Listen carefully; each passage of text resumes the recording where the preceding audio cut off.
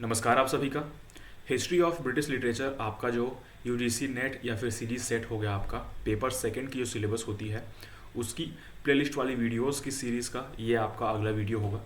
आज की इस वीडियो में हम डिस्कस करेंगे हमारा जो इम्पोर्टेंट राइटर जो थे हमारे जॉफ्री चौसर के एज में वो कौन कौन से थे। साथ ही साथ हम लोग थोड़ा सा इंपॉर्टेंट राइटर्स देखने की कोशिश करेंगे कि आपका एज ऑफ रिवाइवल उस एज में कौन कौन से हमारे इंपॉर्टेंट राइटर्स थे, उनके कौन कौन से वर्क्स थे जो कि बहुत ही वहाँ पर इम्पॉर्टेंट थे। साथ ही साथ हम लोग डिस्कस करेंगे थोड़े बहुत इंपॉर्टेंट इवेंट्स के ऊपर, साथ ही साथ उसमें कुछ और हम लोग ऐड करेंगे कि क्वालिटीज़ या फिर स्पेशलिटीज़ क्या क्या थी इस एज की प्रॉपर, वो सारी चीज़ें आज हम लोग इस वीडियो में डिस्कस करने वाले हैं। तो अगर आप लोग चैनल पर नए हैं तो चैनल को यहाँ पर सब्सक्राइब करिए। आपको इंग्लिश लिटरेचर से जुड़ी हुई सारी जानकारी यहाँ पर इस चैनल के थ्रू प्रोवाइड कराई जाएगी। तो स्टार्ट करते हैं आज की हमारी वीडियो। जैसे कि आप स्क्रीन पर देख पा रहे होंगे अभी यहाँ पर, तो ये आप लोग अगर देख पा रहे होंगे यहाँ पर, तो इसमें इंपॉर्टेंट राइटर्स हम लोग डिस्कस करने की कोशिश करेंगे यहाँ पर अभी। तो इंपॉर्टेंट राइटर्स आपका जो है एज ऑफ चौसर, यहाँ पर जो ओल्ड इंग्लिश तक की हम लोगों ने वहाँ पर जो है डिस्कशन जो था वो हम लोगों ने कंप्लीट कर चुका था। तो अब यहाँ से हम लोग डिस्कस करने वाले हैं जॉफ्री चौसर का जो एज था वो आपका था 1340 से लेके आपका 1400 तक का। तो इसमें किस तरीके से उन्होंने वर्क लिखे थे, कौन कौन से वर्क किस किस एज को बिलोंग करते हैं, ये सारे वर्क्स हम लोग आज देखने की कोशिश करेंगे।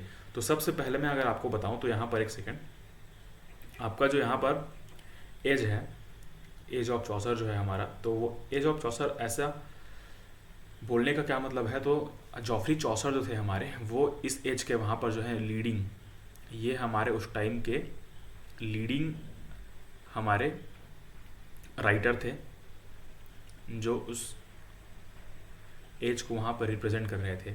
इनका मैं आपको बताऊं कि इन्होंने वहाँ पर जो है तीन अलग अलग फेजेस में इन्होंने वहाँ पर राइटिंग की हुई है, और तीनों फेजेस में वो तीन अलग अलग वहाँ पर किंग के अंडर में इन्होंने वर्क लिखा हुआ है। तो कौन कौन से वो वर्क हैं वो सारे यहाँ पर डिटेल्स आपको दिख जा रहे होंगे, लेकिन मैं यहाँ पर डिस्कस करूँगा कि इन्होंने किन तीन राजाओं के अंदर अपना जो है लिटरेचर का वर्क वो लिखा था। तो इसमें आपके आएंगे सबसे पहले, इसमें आपके आएंगे एडवर्ड,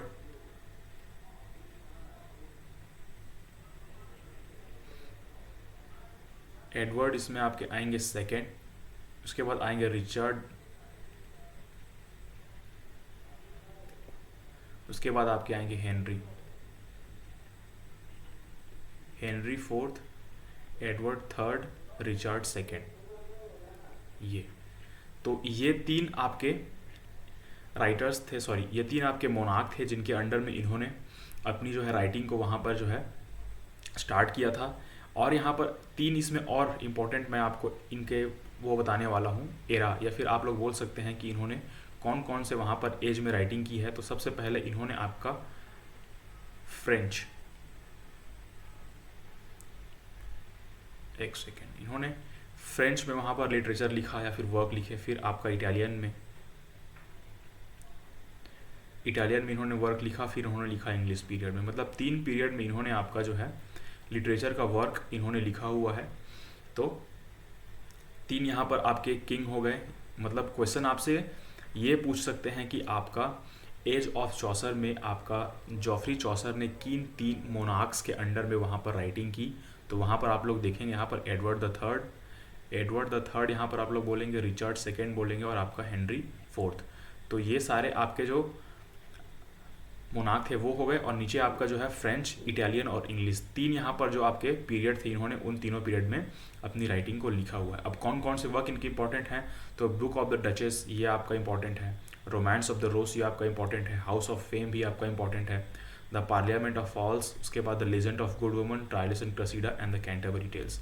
कैंटरबरी टेल्स में इन्होंने बात की हुई है किस तरीके से एक प्रोलॉग इन्होंने स्टार्ट किया हुआ था।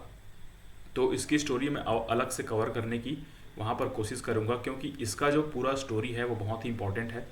नेट हो या फिर सीजी सेट हो या फिर आपका यूनिवर्सिटी का एग्ज़ाम हो, उसके सिलेबस में जो प्रेस्क्राइब्ड होता है कैंटरबरी टेल्स, जो आपका पोइट्री का पार्ट होता है, तो उसमें आपकी जो है प्रॉपर तरीके से किस तरीके से एक प्रोलॉग है, जनरल प्रोलॉग, उसको डिस्कस किया गया है। वो सारी चीज़ें आपको उस वाले वर्क में देखने को मिलेंगी।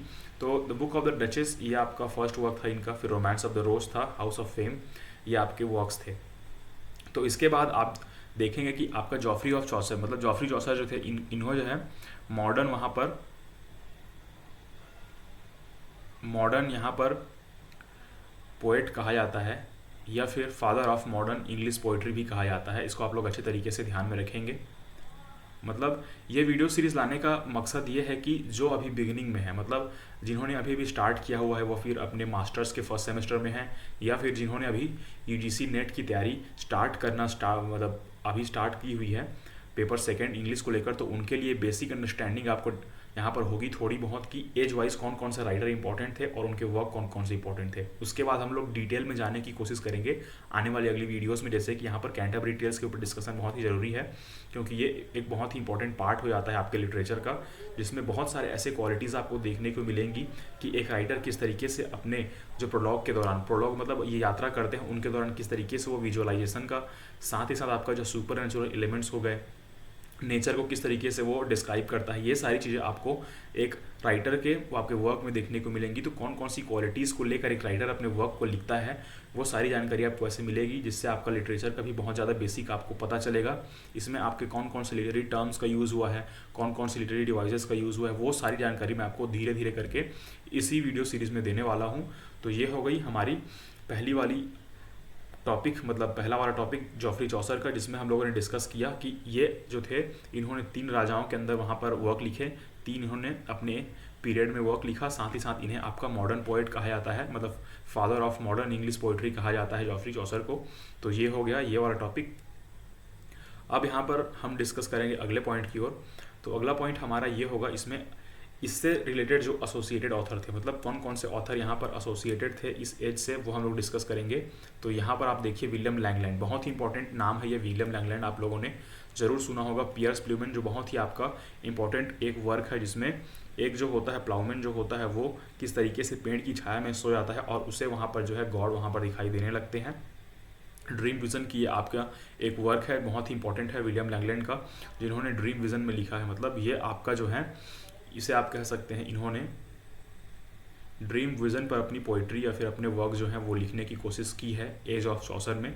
तो ये उसके लिए इंपॉर्टेंट है। मतलब ये इसमें एसोसिएटेड राइटर जो हैं जॉफ्री चौसर के साथ वो 4 से 5 हैं, लेकिन उनकी क्वालिटीज़ जो हैं वो अलग अलग हैं, और उन्हीं क्वालिटीज़ के चलते उन्हें लिटरेचर में भी याद किया जाता है, जिसे मैं आपको बताऊंगा। जैसे कि यहाँ पर दूसरा आपका नाम है जॉन वैक्लिफ का। जॉन वैक्लिफ जो थे उन्होंने बाइबल का ट्रांसलेशन किया था, ये आप लोग देख सकते हैं।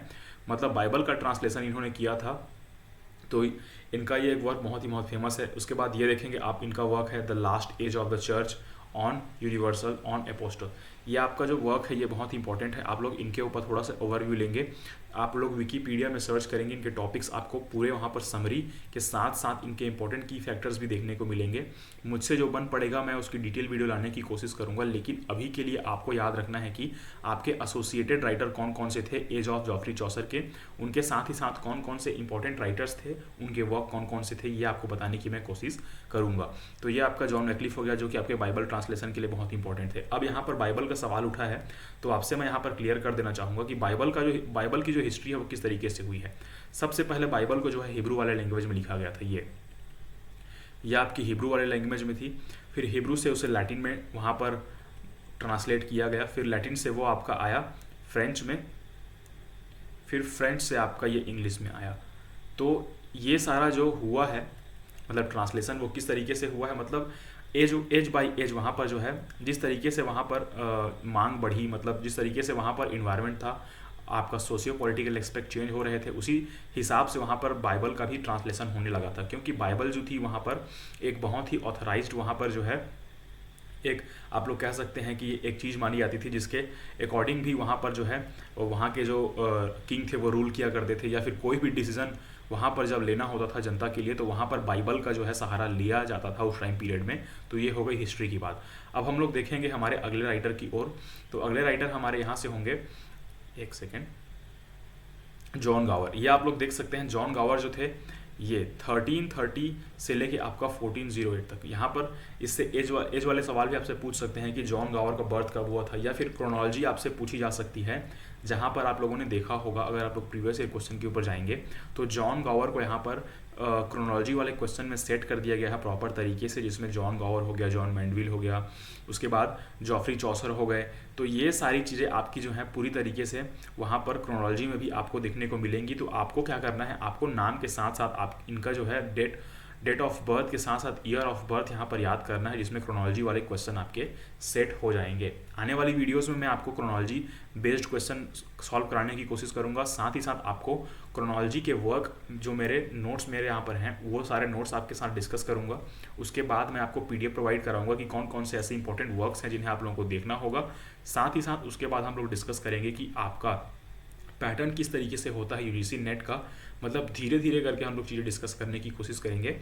तो बने रहिए चैनल के साथ। यहाँ पर अब आप लोग देखिए जॉन गावर जो है हमारे कोर्ट ऑफिशियल है, मतलब इनकी क्वालिटी क्या थी, तो ये कोर्टली, मतलब ये आपका जो है कोर्ट के ऊपर लिखा करते थे या बेसिकली ये काम करते थे कोर्ट में। तो वहाँ पर जो भी वर्क थे वो उनसे एसोसिएटेड थे। जिस तरीके से मैंने आपको बताया कि बाइबल ट्रांसलेशन किसने किया था, जॉन वाइक्लिफ ने, उसी तरीके से आपका पियर्स प्लॉमिन लिखा था ड्रीम विजन का पोएम, जॉन गावर आई थिंक, हाँ तो उन्होंने लिखा था जॉन मेंडेविल ने। तो जिस तरीके से हमारा एक वर्क है, किस तरीके से इनका जो है सोर्स कहाँ कहाँ से लिया गया है, वो सारी जानकारी आपको इसमें देखने को मिलेगी।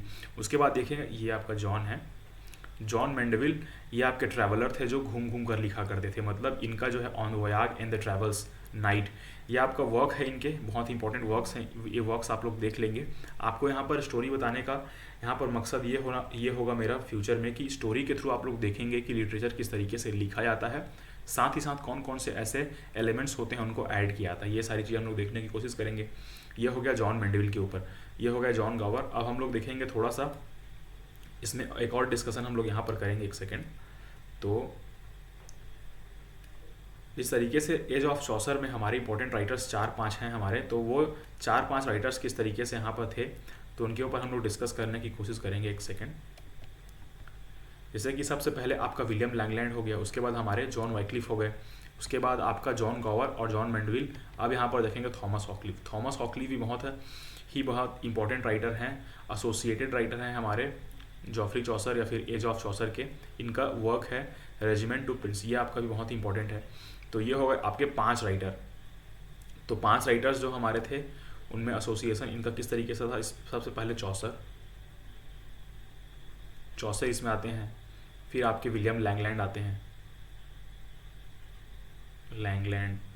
फिर जॉन वाइक्लिफ आते हैं, फिर आपका जॉन गावर, फिर आपके जॉन मेंडेविल, फिर हमारे आते हैं थॉमस हॉकलीव्स। कहने का मतलब यह है कि चौसर के साथ कौन कौन से एसोसिएटेड राइटर थे, तो ये 5 थे। इनको आप लोगों को अच्छे तरीके से याद रखना है। तो ये हो गए एज ऑफ चौसर और उनके वहाँ पर कौन कौन से एसोसिएटेड राइटर थे वो सारे। अब हम डिस्कस करेंगे हमारा जो है एज ऑफ रिवाइवल में 2-3 या इंपॉर्टेंट यहाँ पर आपको मैं राइटर्स बताने की कोशिश करूँगा। फिर ये वीडियो हम लोग एंड करेंगे, क्योंकि ये छोटा सा शॉर्ट इन्फॉर्मेटिव वीडियो है जो हम लोग ज़्यादा डील नहीं करेंगे इसके ऊपर।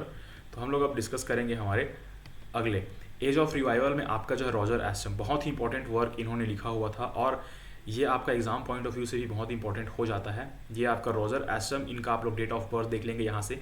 इसमें इन्होंने 1514 में इनका जन्म हुआ था और आपके 1568 में ये हमारे इस दुनिया से चले गए थे। तो सबसे पहले हम लोग देखेंगे कि टॉक्सोफिलस लवर ऑफ द बो, ये आपका आया था 1545 में, फिर आपका आया था द स्कूल मास्टर 1517। अब मैं आपको यहाँ पर बताऊँ, ये जो थे रॉजर एस्टम, ये हमारे क्वीन एलिजाबेथ जो थी हमारी, क्वीन एलिजाबेथ इंग्लिश लिटरेचर में सबसे पहली क्वीन मानी जाती है। तो उनके ये ट्यूटर थे, मतलब ये इन्हें सिखाया करते थे, ये उनके टीचर थे कह लीजिए आप लोग। किसके थे? क्वीन एलिजाबेथ के। तो आप लोग यहाँ पर इसे लिखेंगे, एलिजाबेथ के ये आपके टीचर थे। कौन टीचर थे? रॉजर एस्टम, जिन्होंने उनको जो है वहाँ पर लैंग्वेज वाला जो सब्जेक्ट था उनका, ये लिटरेचर के साथ साथ लैंग्वेज उनको पढ़ाया करते थे। इनकी सबसे इंपॉर्टेंट बुक की मैं बात, ये फर्स्ट बुक इन्होंने लिखी थी, फर्स्ट बुक ऑन आर्चरी, मतलब फर्स्ट बुक ऑन आर्चरी, मतलब कहने का मतलब ये है आर्चरी के ऊपर जो आपका वर्क लिखा था इन्होंने, ये वर्क था, फर्स्ट बुक इसे माना जाता है। उसके बाद स्कूल मास्टर भी इनका बहुत ही फेमस वर्क है, इनके ऊपर आप लोग अच्छे तरीके से ध्यान रखेंगे। इनकी समरी जो है मैं आपको आने वाली वीडियोस में देने की कोशिश करूंगा। थॉमस इलेट की बात करें, ये भी बहुत अच्छे यहाँ पर एक इंपॉर्टेंट फिगर माने जाते हैं एज ऑफ रिवाइवल के, जिन्होंने the book name the governor लिखा है। उसके बाद इन्होंने एक वर्क लिखा है द कैसल ऑफ हेल्थ। ये 2 इंपॉर्टेंट वर्क हैं इनके जो कि बहुत ही फेमस हैं। अब हम डिस्कस करेंगे हमारे अगले राइटर के ऊपर। अगला राइटर हमारा कौन है? तो अगले राइटर में यहाँ पर आपको थोड़ा सा यहाँ पर राइटर्स की मैं बताऊँ तो एज ऑफ रिवाइवल के बाद आपके 2-3 और राइटर्स इनमें इंपॉर्टेंट हैं, जिसमें मैं सबसे पहले आपको बताने की कोशिश करूँगा कि एडमंड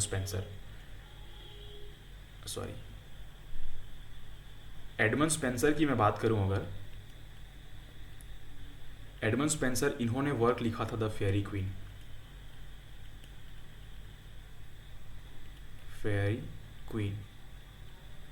इनका ये वर्क बहुत इंपॉर्टेंट है।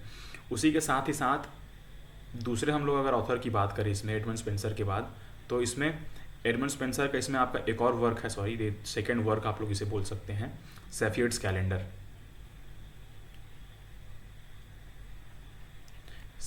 कैलेंडर। यह आपका इंपॉर्टेंट वर्क है। इसी के साथ साथ हम लोग देखें अगर एडमंड स्पेंसर की यहाँ पर बात हो गई, उसी के साथ साथ इसमें आपके और भी बहुत इंपॉर्टेंट राइटर आते हैं, जैसे कि आपका डेसिडेरियस इरास्मस हो गया, जॉन स्केलेटन हो गए। उसके बाद हमारे आते हैं इसमें एक और आपका Henry Howard the Earl of Surrey, ये भी आते हैं आपके इंपॉर्टेंट राइटर्स। तो ये राइटर्स जो हैं हमारे बहुत ही इंपॉर्टेंट हैं, जो कि एसोसिएट कर रहे थे किन्हें, जॉफ्री चौसर के एज, उसके बाद हमारे एज ऑफ रिवाइवल को। तो जिस तरीके से हम लोगों ने यहाँ पर अभी डिस्कशन किया, इसका कहने का मतलब ये है कि ये आपका जो है शॉर्ट एक इंट्रोडक्शन टाइप का वीडियो था, जिसमें मैंने आपको एज ऑफ चौसर, इसमें चौसर के आपका एज बताने की कोशिश की।